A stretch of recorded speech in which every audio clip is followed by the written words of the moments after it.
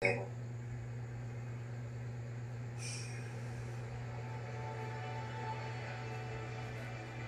bayani niyo kasi alaala natin.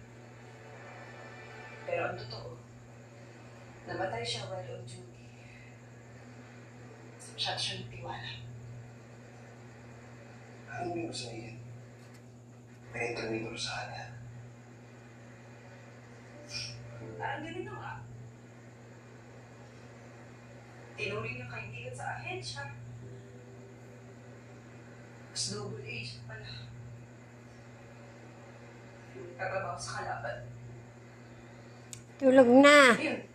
Si Papay na din ko lang. Tamo, ayaw pa matulog. Tulog. Pero syempre, dahil naligaran ang ahensya. Agad Matulog ka na. Antok ka na eh. Natutulog na yan doon sa terrace eh. Sa saminto pa naman nakahiga. Ginising ko lang at basa ang salawal. Pinalitan ko. Nung pinapahiga ko na doon sa kaya ako guarded. sa salas ay Hirap magtiwala. Hindi simple ang umiga nga. Tapos bumangon na naman. Lalo na sa linya ng trabaho to. Oo. Ayan, ang palatag dyan eh. Talagang nagpapambuno kami eh. Tulong kami ng tatay eh. Tatay na kay Gabi yan eh. Salamat. Eh ano rin, bangon din. Di namin nakaya. Masakit tuloy yung dibdib ko sa Si Kiara ba? pagpapahiga. Ay, pinayaan ko na doon sa kwarto. Bumangon ng tatay. Tapos sa tatay doon umiga. Ay, para silang dalawa din eh. Magsasabi ako ng totoo Kaso, umalis naman si Junjun.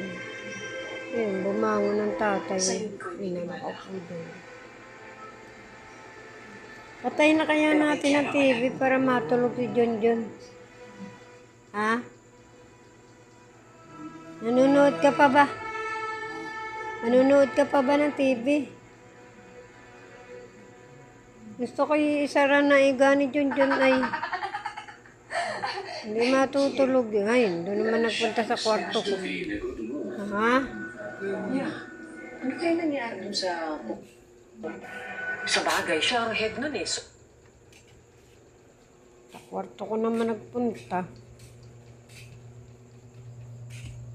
Huwag ka dyan umiga. Iiyan mo laang yan. Dito ka.